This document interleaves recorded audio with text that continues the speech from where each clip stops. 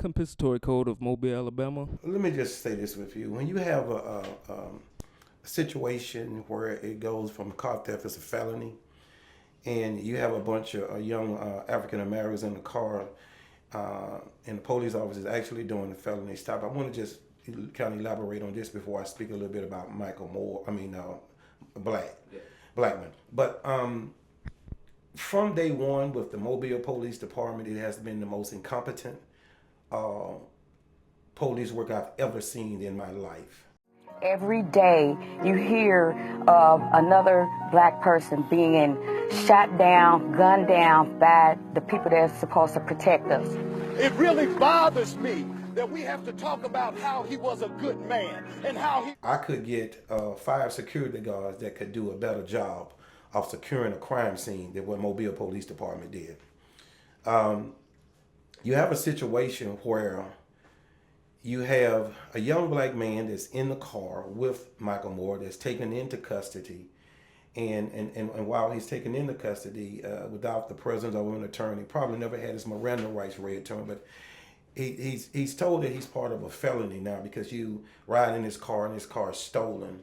And I'm quite sure that at that time, his story was more so coerced because you have to understand today how law enforcement works. When they're interrogating you, there are certain words that they can say to you to continue to repeat those words to you that they can actually convince you that you saw a weapon or you thought you saw a weapon. Right. And I think that is what happened at that point, or it was just a situation where he was afraid of going to jail and he's going to say whatever that's necessary that the police want him to say. Yeah. But when you look at the I'm sorry. Did he have an attorney or any? I'm not sure of that. Okay. I'm not sure of that. I never was there for the interview with Mr. Blackman. Gotcha. All right. Was he ever detained or incarceration? I don't think he was detained. I think he was taken and he was questioned by the Mobile Police Department and probably Internal Affairs. Chief Barber has actually came out on several occasions and I called him on it at, I think it was a town hall meeting. And I called him on it because I asked him how long that he had been in law enforcement. And I asked his assistant chief how long that he had been in law enforcement. And both of them gave me numerous of years that they had been in law enforcement.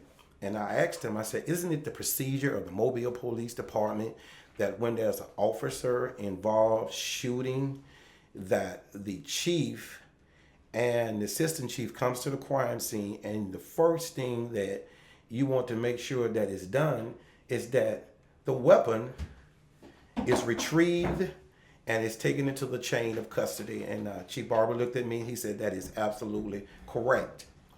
And I asked Chief Barber, were you told at the crime scene that a weapon had been retrieved? And he said, yes.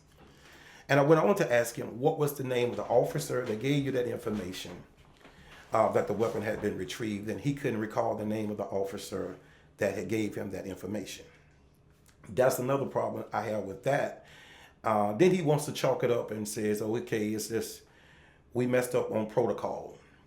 If we have a crime scene where a young black man has just been murdered, and you're gonna chalk it up on protocol, and the only statement that you were saying is facts, it's not the eyewitnesses, that you have 7 eyewitnesses that have been very consistent in what they're saying, that he shot him once while he was standing, then he shot him again while he was on the ground. But Chief Barber comes back and said it's a known fact that he was shot twice while he was standing, and when he was on the ground once because he was reaching for a weapon.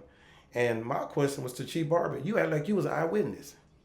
Chief Barber wasn't there. So what Chief Barber is giving you is the story of a murderer. Actually, one I'm actually friend with on Facebook, and she was talking about how she just went to the funeral of the last officer that was slain by a coward.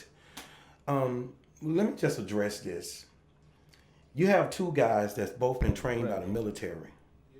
Black guys that have made a decision, a judgment call to say, I'm tired of police officers just shooting down unarmed black men.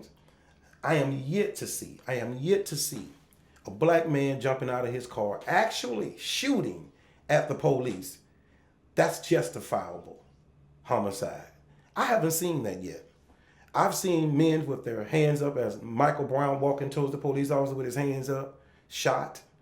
I see Sterling laying on the ground, he's shot. I see a guy sitting in his car and he's shot right in front of his daughter. And everybody's talking about, well, we need to get, even the president talking about we need to get police training. It's their training. Let me tell you something. I've carried a gun for years and I haven't killed one person. I've had guns pulled on me, even in the line of my duty. I've had guns pulled on me. I haven't killed one person. Let me tell you, you either have two elements here. You have an element of fear, or you have somebody that are just cold-blooded killers. Now, if it was a situation, and I never will forget the interview that I did with the FBI asked me, they said, would you have killed Michael Moore? And this is what I told them. I said, if I thought that I saw a weapon, or thought I saw him reach for a weapon, I would have shot. I said, but after observing him, I wouldn't have repeatedly shot Michael Moore while he was down on the ground.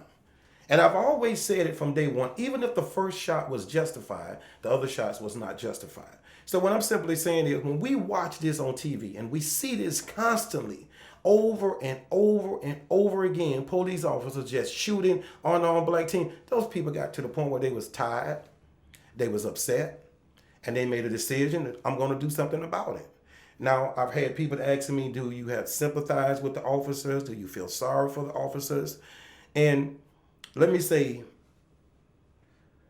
to a degree, I hate that it happened. But we've been feeling this pain for years. Over 500 and some black kids have been murdered across the United States by white police officers. And you have 6 or 7 police officers that are actually killed, and it blows up into a situation where now blue lives matter. But all of these officers, even if I went all the way back to New Orleans, Louisiana, where a guy was killed, shot on the Danzango Bridge, burnt, put in the trunk of a car by New Orleans police officers, and they're out of jail.